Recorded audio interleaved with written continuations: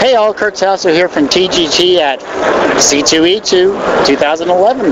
We're here with Merik with a wonderful book called River Jordan. And how are you doing today, Merik? Very well. How are you, Kurt? I'm doing great. You know, when we were brought over by your wonderful associate here, I didn't know what to expect, but in talking to you, you're an amazingly talented person. But tell us what River Jordan is all about. River Jordan is a cross-cultural graphic novel. It's a family drama, Arab-American, set in Chicago, a little bit in Amman, Jordan. It is about a 9-year-old boy named Rami who's on the path to discovering his roots by becoming an artist to cope with his father's tragic death. And if you can see behind me, I read that very well, memorizing it without looking.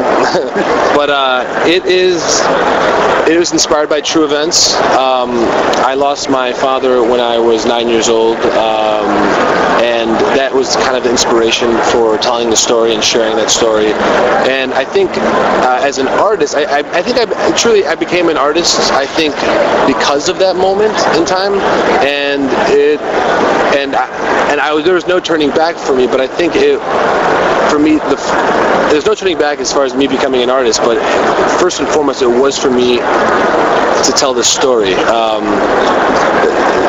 If there's any reason why I entered the world of creative expression, was because of what happened to my father. I truly realized that over time, and so that's why this story is very essential and important to me in my process. Yeah, I mean, I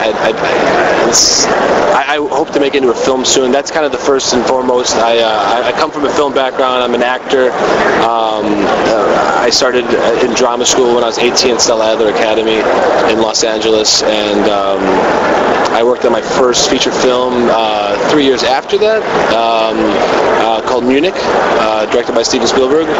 And it's been, right around the time actually that I auditioned for that film, I started writing the screenplay of River Jordan.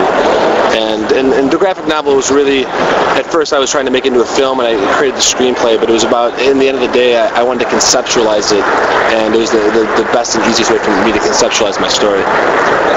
Good stuff. Now, this is a lengthy graphic novel. It's 183 pages. It's full of self-discovery, obviously, but when you finally put this to paper after all these years of writing it out, did you find closure?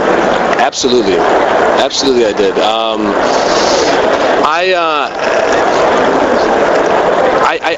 The lesson and the message that I had in the book, I truly discovered for myself, and it was a lesson of forgiveness and coming to terms with, having inner peace by discovering the truth of what I felt the circumstances were, and the spiritual truth of it as well, and the bigger picture and the broader picture of it. And it definitely brought a lot of closure to me as a person. And the greatest part for me at this point now is sharing with people, and especially when people have lost someone close to them, I really find that they connect with it in a similar way that I've connected with it, and that's a beautiful thing. That's a beautiful thing. C2E2 is a great convention. We've been here before. I'm glad you're here with an amazing book. But when this finally closes up, what are you personally going to take away from your experiences here?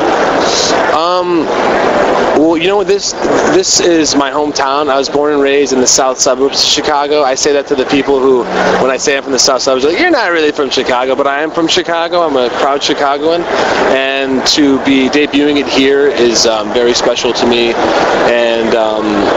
And it's kind of a last-minute thing. It's been pretty serendipitous. I didn't even know about C2E2, to be honest, and I kind of found out about it last minute, and just in the nick of time, I was able to actually get a really great spot. And so my hometown showed me a lot of love, which I greatly appreciate, and I hope to give them the same love back. And yeah, I just hope to share the story. Yeah, I hope to share the story with all those who have have lost someone close to them, and people who are in the cross-cultural experience. Yeah, I think it's a rare story, which I really appreciate, especially within the medium. And I really hope to get feedback, because I have to admit, I love sharing the story. I love hearing what people think about it. Like, it's good or bad. It's very inspiring because I have my own perceptions of it, but when you hear someone else's perceptions of it, it's enlightening. It really actually makes me understand the story more deeper. So I realized that my journey of understanding the story and the shared experience of creating and sharing art is really just beginning by sharing in that sense. You create it and then you share it, and that shared experience that you have with someone, that dialogue that's created, is beautiful.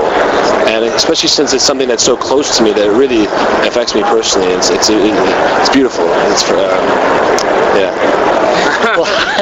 Well, I want to thank you for this, Merik, and I hope you have a great rest of the day. Yeah, thank you. I really appreciate it, Kurt. Thank you so much. Anytime. Yeah, thank you.